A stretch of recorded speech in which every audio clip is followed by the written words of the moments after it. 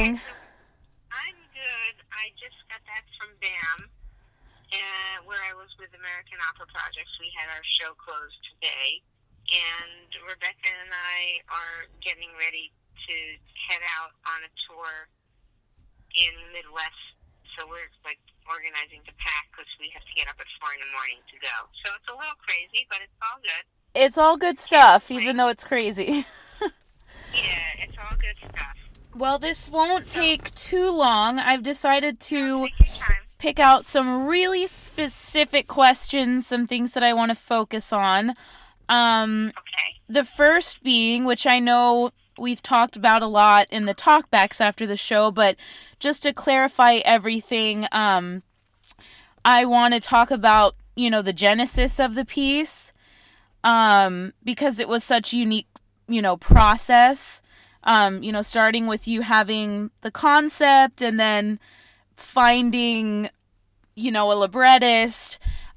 So just kind of be specific as to, what point did you realize, okay, I have this idea? And then what point did you think, okay, it's going to be mezzo and baritone? And then at what point, did you decide, oh, a string quartet? There we go. So I just kind of wanted a Okay. more specific order to all of the genius. Thank you. And as we speak, I'm looking at the poster from Urban Areas with your beautiful signature on it in my Oh, studio. that's actually hanging up in my living room. See, so we're so connected. Yeah. Okay, so let me do a quick rundown for you. Okay. Um, so I had this idea as a result of following the gay marriage issue in this country. Right. And there was this article in the New York Times. Okay, so you know that part. Yes. So I knew, like, wow, this is such a great idea for an opera. And I knew at that point that I wanted to do this. I met Sasha and Kelly doing a festival of Soviet-era music in New York. And I had been to Russia on a research fellowship to try to find interesting music from the Soviet period that I could bring back that we would perform. And in that research trip to St. Petersburg, I found a collection of arrangements of opera arias and folk songs that Shostakovich had done for voice, violin, and cello that could be performed for soldiers during the siege of Leningrad, like as, entertainment for the troops. Mm-hmm. And at the back of this collection of songs were some duets for medium and low voice. So it was suggested to me that Sasha Cook, who's fluent in Russian, would be a good possibility as somebody who could give the U.S. premiere of this set of Shostakovich arrangements. So I contacted Sasha and I sent her the music, and she got back in touch with me after looking at the score and said, "I'd love to do this project. There's a bunch of duets at the back of the book. Could I possibly do some of those duets with my husband Kelly?" And I was like, "Great." Oh, awesome. I didn't realize that that's how you ended up meeting both of them. Yeah. Oh. Yeah, so that's how we met. So they came to New York to do this premiere at a day-long, well, it was like a week-long festival, but it ended with a day-long marathon of music from the Soviet era. Okay. And we just, really clicked, and I liked them, and I thought, oh, God, I'd love to work with these guys again. And then I guess the following year, Sasha was in New York singing at the Young Concert Artists' 50th anniversary celebration marathon concert that I helped produce also at Symphony Space. Mm-hmm. And we were hanging out backstage. And by that time, I had read this article, and I was beginning to think that it would be cool to do this opera. And I said, I have this idea for this piece, and I don't know, it's sort of loosely in the back of my head that there could be a female and a male singer who share the role of one person. What do you think? And she said, oh my God, that's so awesome. I want to do it. Cool. And so that's when it kind of clicked. that Sasha and Kelly would share the role of Hannah, although we had no name for Hannah. Right. Would share the role of this one person. And then became the next conversation, which is, and what would be the instrumental forces? And I had originally thought of this giant cast and this big ensemble, and I said, if it's just going to be the two singers being one person, I want the instrumentation to be as intimate and as connected. And so we came upon the idea of the string quartet. And so that was solidified. And there was still no story, no libretto, nothing. But I knew that I wanted to continue with this. And then you met Rebecca in D.C. Yes. My wife. Uh-huh. So she was like totally, as usual, like the most amazingly supportive human being in the world. So she would be finding me books or articles or movies, thinking the more material that I could wrap my head around, that eventually I'd find either my collaborators or my story. So she found Kim's film, Prodigal Son. Mm-hmm. And we watched it, and after watching the film, it's like, that's the person I need to collaborate with. So that's when I connected. So this is like over a year and a half or 2 years already. Okay. This was, I was busy, running an arts institution, teaching and writing music, and, just fulfilling commissions as they came. But this project was like always in the back of my head, like, I really need to do this. Mm-hmm. So then when I saw Kim's film, thanks to Rebecca, it's like, okay, this is the person. I want to reach out. So I wrote to the film distributor and said, I'd like to meet with Kim Reed. I have an idea. And I met with Kim. And I said, I don't know exactly what this is going to look like, but I want to do this opera that tells the story of a trans person and how they really find their place in the world and what that does to their relationships and their sense of self and what's hard and what's a relief and what's joyful. Mm-hmm. And she said yes. So she and I began to strategize what this piece would look like. And I told her I knew that it was for Sasha and Kelly, and we knew it was a string quartet. Okay. So at that point, she and I spent several months meeting pretty, every few weeks we'd get together. And we began to get a sense of what it would look like on stage, and we knew we wanted the film, and we wanted the instrumentalists on stage, and we wanted it to be that kind of intimacy and engaged experience. And we talked about loosely what the story would be, but there was still no story. And then I met Mark, and that was when it all came into focus, because Mark's a librettist. So, right. Kim and I understood the emotional content and the look and the feel and the dynamism of the piece, but we didn't have the story. So when I met Mark, I asked him, I said, you're a really well-known librettist. This is a project that I'm beginning to develop. Do you have any ideas about somebody I could work with? So when I told him what the story was, he said, oh my God, this sounds so interesting. I want to do it. Were you surprised? Yeah, I was like, and I just sort of, Mark, like, I have never written an opera. I'm like a chamber music composer. You're a renowned librettist. I mean, we don't have a budget. And he said, I really want to do this. I said, great, but you and Kim have to click because she's central to this.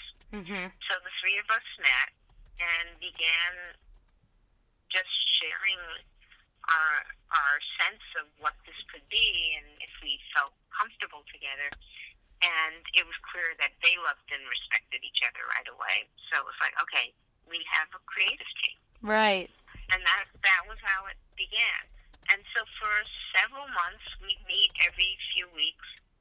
And most often we would go to Mark's apartment and we'd just, have tea or open a bottle of wine, and we'd sit and we'd talk.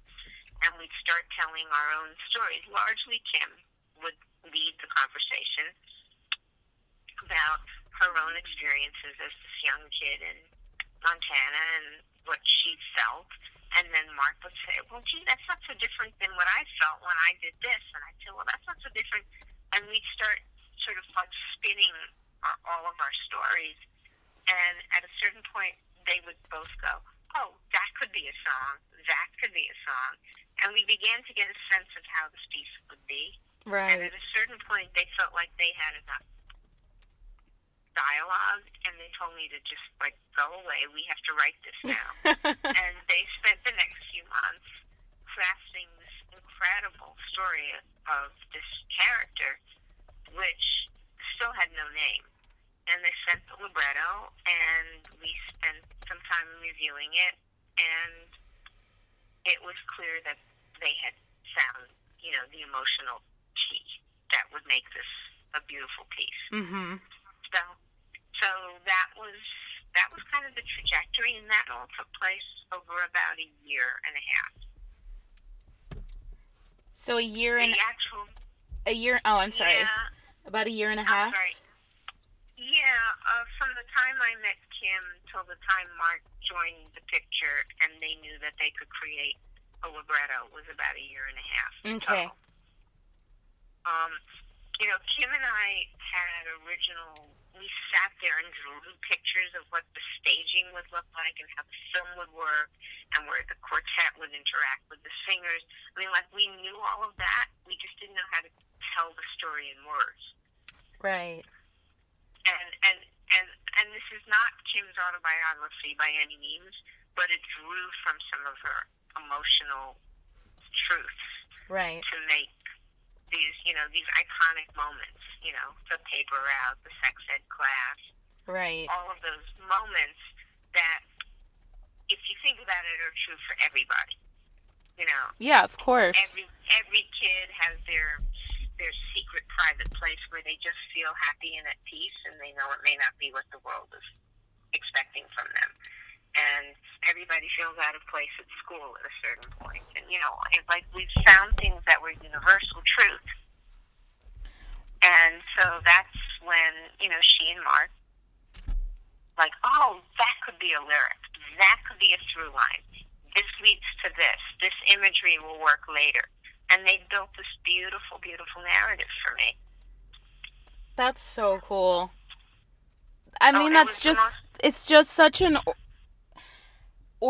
I hate to use the word organic because it's so cliche, but I mean, you hear so many stories of a librettist just handing a composer a libretto, right? And then the composer sets it. This was just like years in the making of just getting to the point of deciding what the story was exactly that you were going to tell. That's amazing to me. I mean, what was really interesting is when I really think about this piece, it was sort of like floating in my universe of creative endeavor for years. But the actual making of it all happened within a year. Right. From the day I got the libretto till we premiered it was under a year. Wow. So what was really rich about this experience was that there were certain kind of elemental truths that I needed to find that led me to find Kim, that led her and me to find the visual narrative world of the piece, that then we had the fortune of meeting Mark, and then we could create a formal structure, which is, here's the libretto, now go put it to music. Right. And it all unfolded organically, but the actual making took place within a year. Wow. So all of that left. Oh, hello? Hello? Oh, sorry. Can you hear me? Yeah, for some reason you cut out a little bit.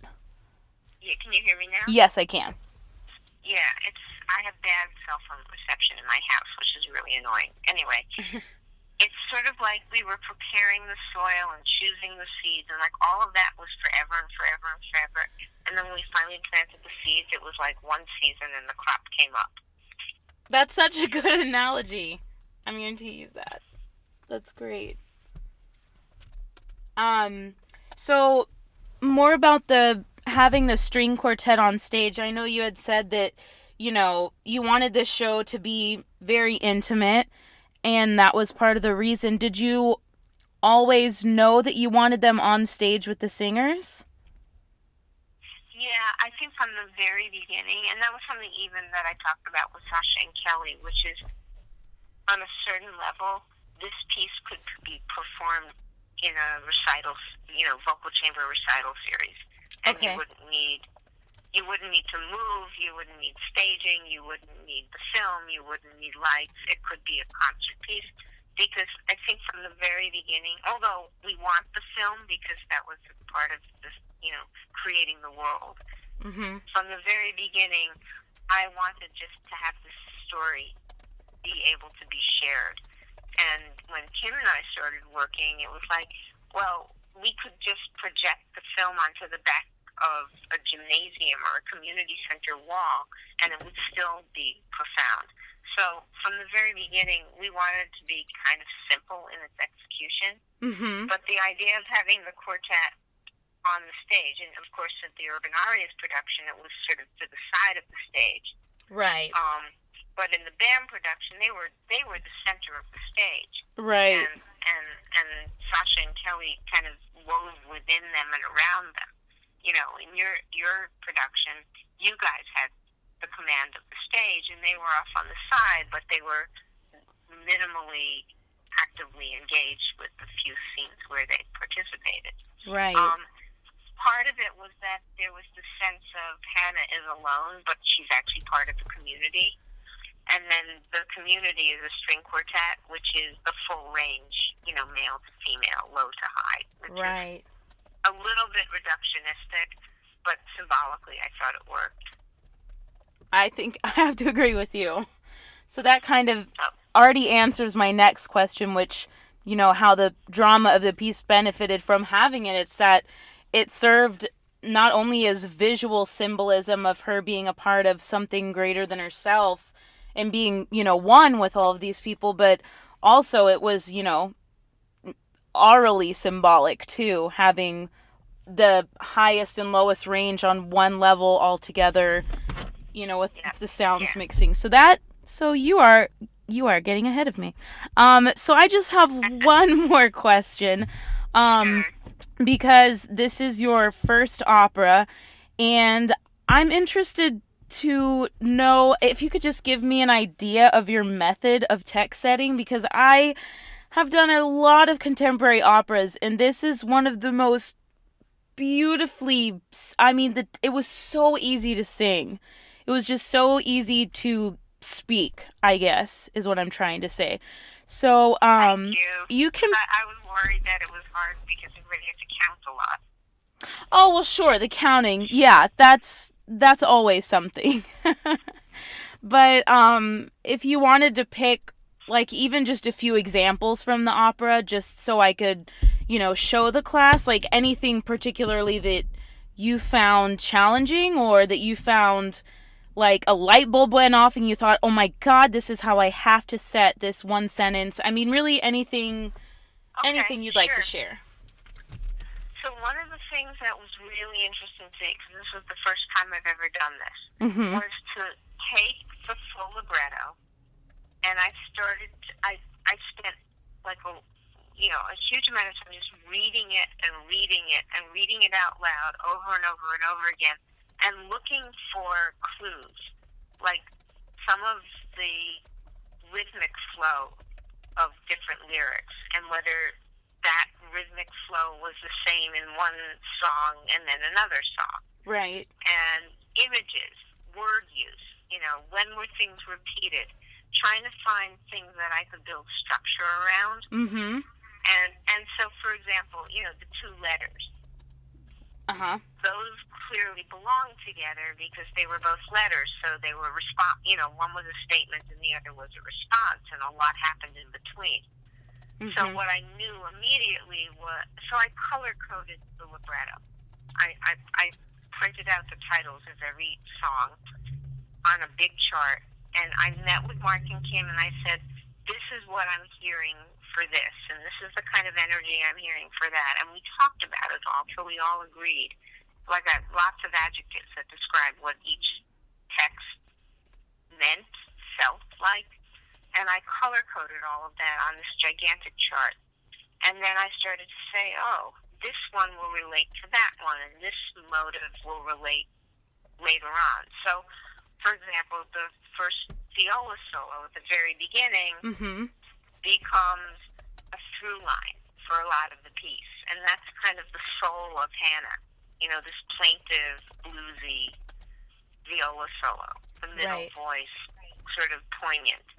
So it comes up in the overture, and then it comes up in cursive, and it comes back again later, and I keep manipulating it.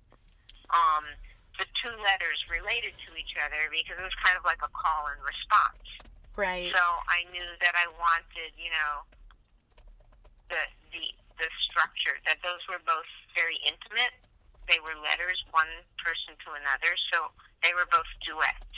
Right. And I scored them differently, but I used some of the same material and the same conceptual frameworks. Right. So that kind of stuff was going throughout the whole. It was the Norway, that just made me nuts because I couldn't crack it in a way. I couldn't figure out what were Mark and Kim doing there. And then I started to realize, okay, everything in Norway, it's this sort of shaggy dog story, the next day and then the next day. Right, yeah. You're right. And so it's like, okay, so that all has to be the same. Like, oh my God, I can't believe we're having to listen to this again. But it's always different. Yeah. So I knew that there was that material, and it was a journey, so it had to kind of bounce along. But then I started realizing that all of the images in it, in some way, referred back to stuff that had happened earlier in the libretto. So, like, even when, when she goes perfect, neither here nor there, it's perfect. It's like, oh, wait, that's Perfect Boy.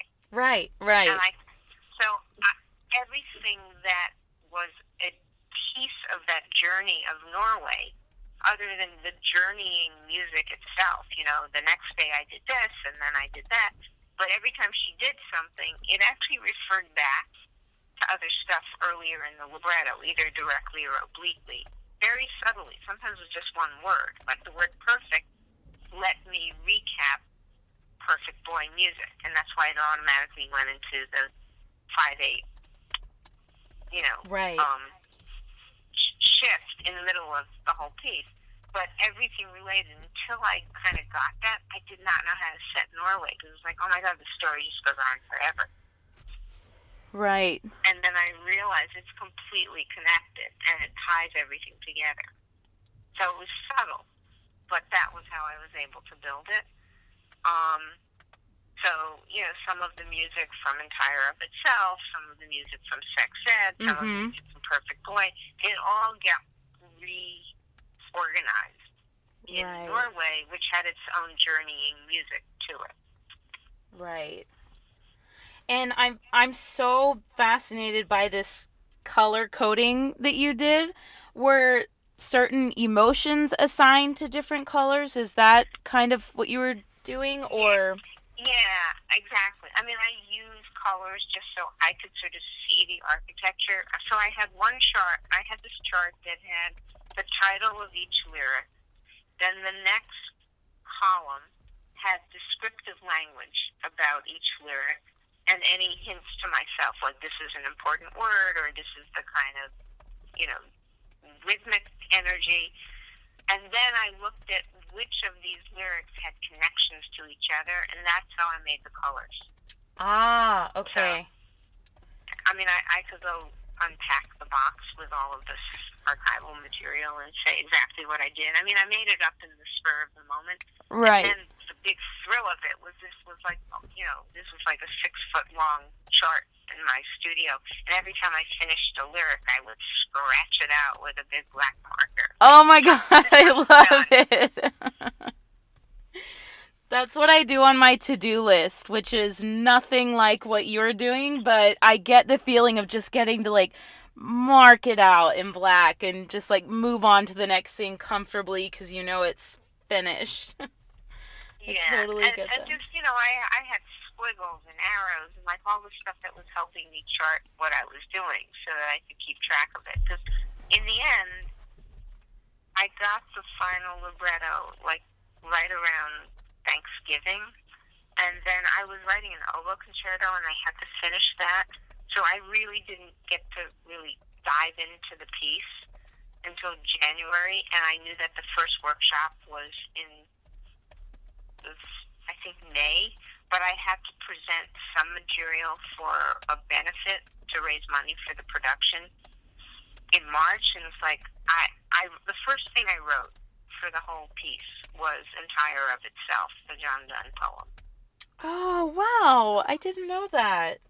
Yeah, That's I the wrote first that thing you by wrote. itself for this performance at somebody's home to try to get some support for the project. And that was like, it's one piece that, other than when little bits of it recur at Norway, it's actually its kind of own little world, because it's entire of itself. It's a silence. But I wrote that first, and we performed it, and then I wrote, I'm just trying to remember all of this. I couldn't set Norway until we went to Norway. Kim Right. and her wife and Rebecca and I went to Norway, and she shot the footage, and I wrote the Norway music in 9 days while we were in Norway. 9 days. And the rest of it, I kind of did, as I said, like, I knew the two letters belonged together. I set them together. I figured out, like, the opening, the introduction, paper route, and to know, which are all kind of related, I wrote in 1 day while we were workshopping the opera in Utah. What? I stayed up all night. We workshopped all day. I had everything else done, and we were fixing it all. And we worked, like, 10 to 1, had a lunch break, 2 to 5, and then everybody went for barbecue, and I went back to the house where I was staying, which was the home of the second violinist of the quartet. And I stayed up all night and wrote all that music, printed it out at the Office Depot or whatever it was, and showed up at 9 o'clock at rehearsal. And at noon, everybody had studied it, and we rehearsed it the next day. So I wrote all of that in 1 day. Oh my gosh. That is amazing. Wow. That is incredible. So and it was funny because at that point, that was already July. I think that was July of 2014. So Kim and I we had workshopped most of the piece in May. I knew I needed to make changes to some of the stuff we workshopped, like a bunch of scenes. And the other thing is, I knew Out of Nowhere had to be its own music completely. So I wrote that separate from everything else. So I wrote Entire of Itself first, and then I wrote Out of Nowhere, because those were like two separate pieces, and all the other stuff kind of interlocked more. Wow. And then I wrote the rest. And we workshopped all of that stuff in, I think it was May. Then in June, I had to finish revising all of that first stuff. In June, for 10 days, 9 days, we were in Norway, and I wrote the Norway music. We came back and we workshopped the whole piece, but I hadn't written the intro, paper route, or To Know. Okay. No, I hadn't written To Know in Two Cities. Oh, okay. I wrote those overnight, yeah. And the overture, To Know, and Two Cities, I wrote in 2 all-nighters. Wow.